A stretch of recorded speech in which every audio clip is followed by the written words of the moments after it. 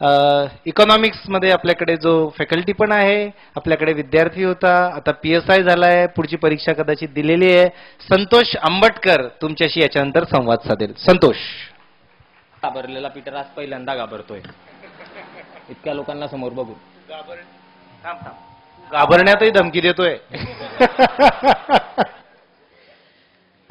मला इंग्लिश बऱ्यापैकी बोलता येते, हिंदी चांगली बोलता येते, पण शुद्ध मराठी अजिबात बोलता येत नाही. त्याचं कारण असं, मी पण शिरसोलीचंच प्रॉडक्ट आहे आणि खूप गुंतागुंतीचं प्रॉडक्ट आहे.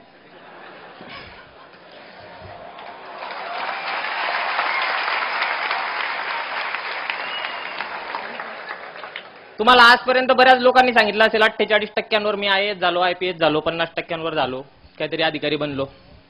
कॉफ्या करून पास होणारा मुलगा कधी अधिकारी बनतो तुम्हाला माहिती आहे का? बघितला नसेल तर बघून घ्या, तुमच्या समोर भाषण देतोय.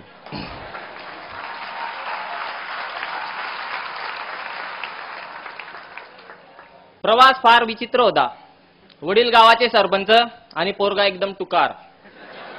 गाडीच्या नंबर प्लेटवर लिहिलेलं राहायचं सरपंचाचं पोर आणि हरामखोर.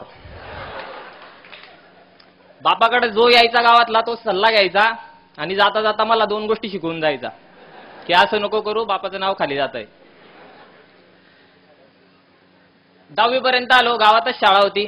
वडील म्हणजे आजोबा संस्थापकच होते, वडील तिच्यामध्ये बॉडीमध्येच होते, त्याच्यामुळे डेअरिंग चांगली चालायची. 9वी पर्यंत काही प्रॉब्लेम आला नाही. 10वीला मसावत सेंटरला होतो, कॉपी सेंटर होतं.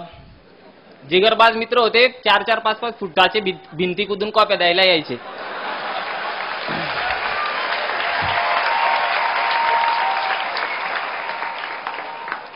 झालो 10वी जेमतेम पास झालो. 11वीला ऍडमिशन घ्यायचं. काय करायचं बऱ्यापैकी टक्के पडलेले होते. घरचे मला सायन्स घे. मला माहिती होतं सायन्स माझ्याकडनं होणार नाही.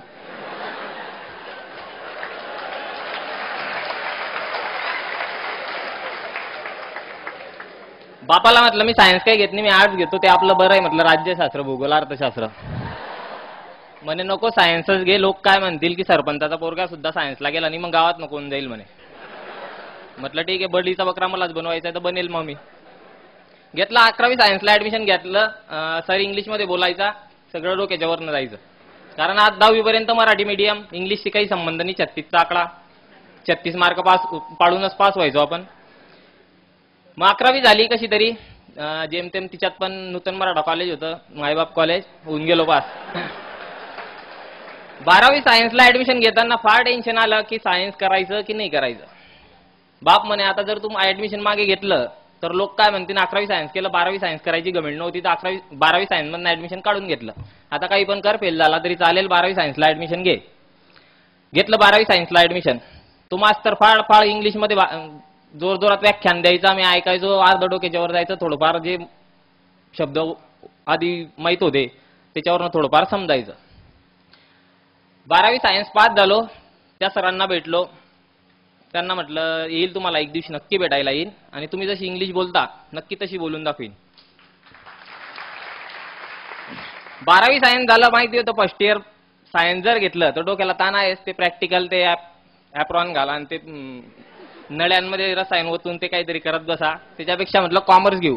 फर्स्ट इयरला कॉमर्सला ऍडमिशन घेतली. प्रवास फार इंटरेस्टिंग आहे. 11वी 12वी सायन्स झालं. फर्स्ट इयरला कॉमर्सला ऍडमिशन घेतली. First year, second year, third year commerce केलं MG कॉलेजला. त्याच्यानंतर वाटलं आता कॉमर्सची पण मजा घेतली, हिच्यात पण काही मजा नाही, मग MA केलं.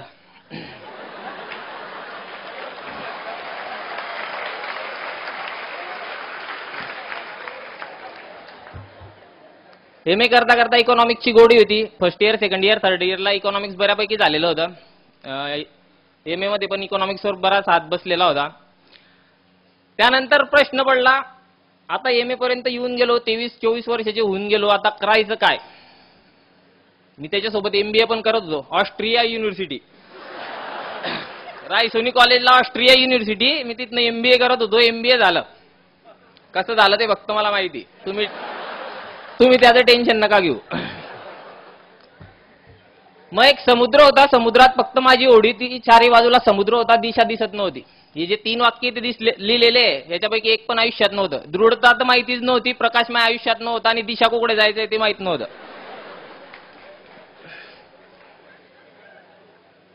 झवर सर म्हणून एक सर होते गोलानी मार्केटला, त्यांचं कॉमर्समध्ये ते अकाउंट शिकवायचे. त्यांच्या ऑफिसला गेलो होतो, तिथे मित्र काम करायचा, तिथे बसलो होतो आणि सर एक वेळा तिथे आले होते टीवायच्या मुलांना मार्गदर्शन करायला आणि मी तिथे बसलो होतो त्या लेक्चरला.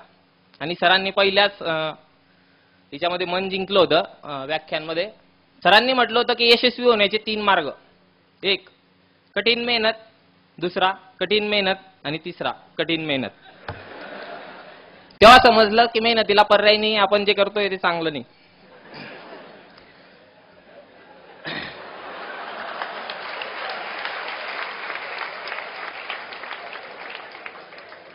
बाप इलेक्शनला उभा राहायचा तर मी मतदान मागायला जायचो बापाला, तर माझ्याकडे पाहून बापाला पण मतदान द्यायचे नाही लोक.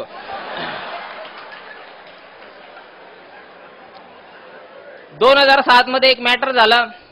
मित्रांनी काहीतरी भांडण केली. रात्री 1:30 वाजता पोलिसांची गाडी आली, कंप्लेंट झालेली होती. मला 1:30 वाजता उचललं, वडगाव पोलीस स्टेशनला घेऊन गेले. 2 दिवस काही समजलं नाही काय चालू आहे. तिसऱ्या दिवशी बापाला सोडून घेतलं. पोलीस केस वगैरे काही झालेली नव्हती, फक्त अर्ज दिलेला होता. आता पोलिसांना पैसे पाहिजे होतं आणि राजकीय वातावरण होतं, त्याच्यामुळे राजकीय लोकांनी विरोधातनं काहीतरी ते केलेलं होतं. सुटलो, तिथून घरी आलो. येता येता रस्त्याने एक माणूस बोलला की तू कसा आहे म्हणे माहिती का? म्हटलं कसा? म्हणजे तू तुळशीच्या वृंदावनात उगवलेलं गांजाचं झाड आहे म्हणे.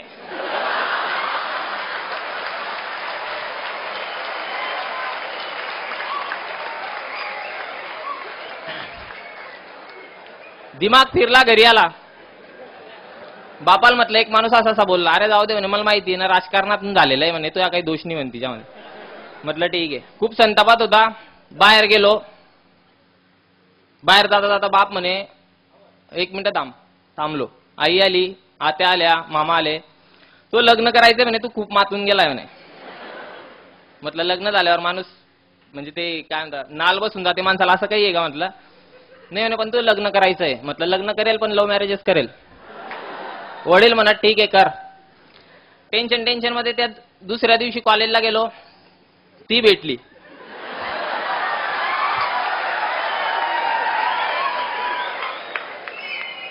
तिला म्हटलं माझ्या घरी काही प्रॉब्लेम नाही, लव्ह मॅरेज करायचंय, करेल तुझ्या सोबतच करेल आणि घरच्यांशी बोललो पण आहे. म्हटलं तुला माझ्याशी लग्न करायचंय की नाही? म्हणे एवढे मोठे मोठे मॅटर करतो तू, आयुष्यात काहीच करू शकत नाही, मी तुला सोडून जाते, माझं लग्न ठरतंय म्हणे.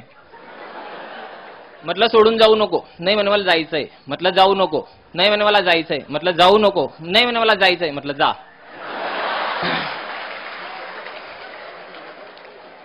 ती सोडून चालली गेली. मग तेव्हा खरंच समुद्र होता. समुद्रात फक्त माझी होडी होती. चारी बाजूला फक्त समुद्र होता आणि दिशा माहित नव्हती. प्रकाश पण नव्हता जिंदगीत आणि दृढता तर अजिबात नव्हती. खसलेला होता, तुटलेला होता. काय करावं समजत नव्हतं. कवितांवर कविता लिहत होता आणि अजून बरंच काही करत होता. घरात कमी आणि पानटपरीवर जास्त बसायचा.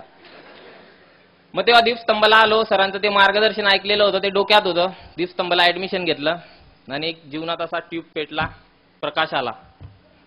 सरांच्या प्रेरणेने, मोटिवेशनच्या काही व्याख्यानांनी दृढता पण येऊन गेली आणि समुद्रातनं बाहेर निघायचं होतं. दिशा हवी होती. एवढा मोठा दीपस्तंभ माझ्यासोबत होता आणि त्याचा कॅप्टन इतका महान माणूस होता की शॉर्टकट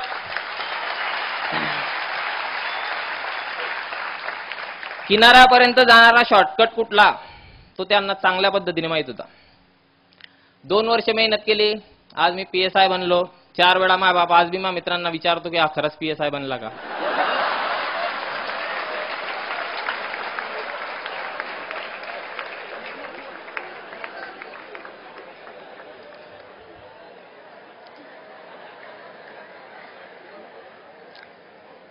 एवढंच बोलायचं होतं. फार काही सांगणार नाही तुम्हाला की असं करा तसं करा, यू करा ती करा. लक्षात एवढंच ठेवा, जेव्हा मनात गोष्ट एखादी आणायची तेव्हा ती पूर्ण करण्यासाठी 100% प्रयत्न करायचे. या मंचावर तुम्हाला योग्य मार्गदर्शन योग्य माणसाचं मिळणार आहे. कधी कधी तर वाटतं त्यांचा व्याप वाढतोय दीपस्तंभाचा, तर आम्हाला मिळणारा यजुर्वेंद्र महाजन सरांचा वेळ कमी कमी होत जाईल आणि येणाऱ्या भविष्यातल्या परीक्षांमध्ये आम्हाला योग्य ते मार्गदर्शन त्यांचं मिळणार नाही असं केव्हा केव्हा वाटतं. पण केव्हा केव्हा वाटतं नाही, एवढी मोठी संस्था आहे तर कुठेतरी व्याप वाढायलाच पाहिजे आणि खानदेशातल्याच नाही महाराष्ट्रातल्या प्रत्येक विद्यार्थ्याला याचा लाभ मिळायला पाहिजे.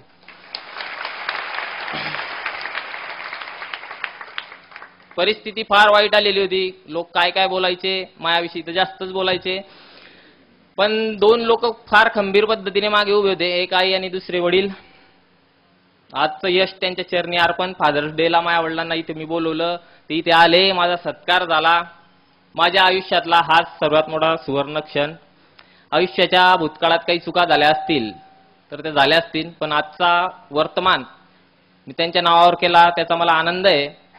महाजन सरांनी ते बोलण्याची संधी दिली, तुम्ही शांत पद्धतीने ऐकलं, त्याबद्दल मी तुमचा आभारी आहे. जाता जाता एवढंच सांगेल, PSI बनलो, फार मजेत आयुष्य चाललं होतं. टीव्ही बघत होतो एक दिवशी आणि नाना पाटेकरचा क्रांतीवीर पिक्चर लागलेला होता.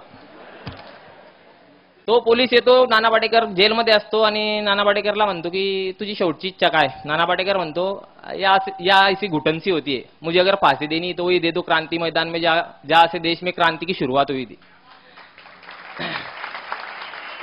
त्याच्यानंतर नाना पाटेकर म्हणतो मरना है तो जरा ज्यादा मरो, इतना सा मरने से क्या फायदा. तेव्हा समजलं की आता ही फक्त सुरुवात आहे.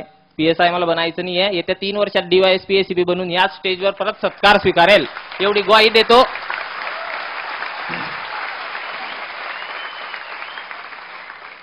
काही चुकलं असेल तर पदरात घ्या. शांतचित्ताने ऐकल्याबद्दल धन्यवाद.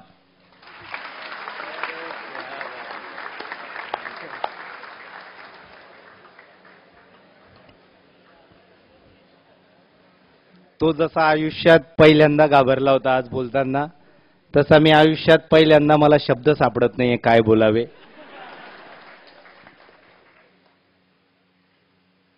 त्याला सेकंड भरत म्हणावं का भरतला सेकंड संतोष म्हणावं मला ते पण समजत नाहीये. आणि एक मात्र सांगतो, तो जे बोलला ते सगळं एकदम खरं सांगितलं. तो आहेच तसा.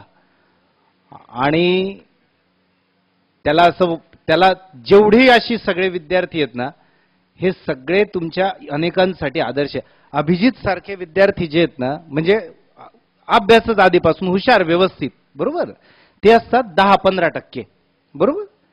बाकीचे 20-30% इकडे बी नाही तिकडे बी नाही असे असतात. आणि 50% कुठेच नसतात बिलकुल. तर त्या सगळ्यांसाठी रोल मॉडेल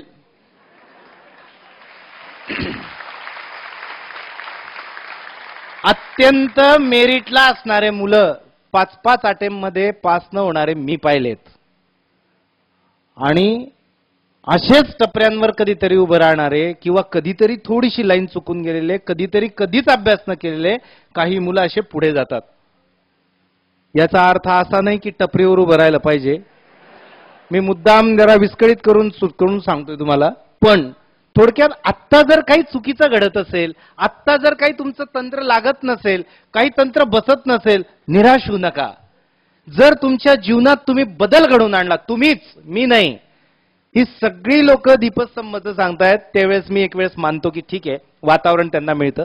माझं नाव ते खूप रिस्पेक्टफुली घेत आहेत, तो त्यांच्या मनाचा मोठेपणा आहे. मला असं वाटतं माणसाला बदलायचं असेल तर अगोदर 8 ठिणगी पडावी लागते. आणि माझ्यासारख्याने जरी ती ठिणगी टाकली तर त्या ठिणगींचं रूपांतर ज्वालेत व्हायचं असेल तर जिथे ती पडली आहे ते ग्राउंड किंवा ती जागा तशी असावी लागते, ज्वालाग्रही. ती जर ज्वालाग्रही नसली आणि ती जर थंड अशी जागा असली तर अशा कितीही ठिणग्या पडून गेल्या तर उपयोग होत नाही.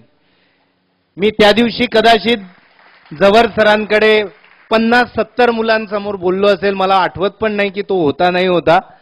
पण ती ठिणगी पडली, पण ती अशा मैदानावर पडली की ते ज्वालाग्रही होतं. काहीतरी करण्याची जबरदस्त उमेद असल्याशिवाय अशा ठिणग्यांचा उपयोग होत नाही. म्हणून पुन्हा 3 cheers and 3 hats off for Santosh. Great, great.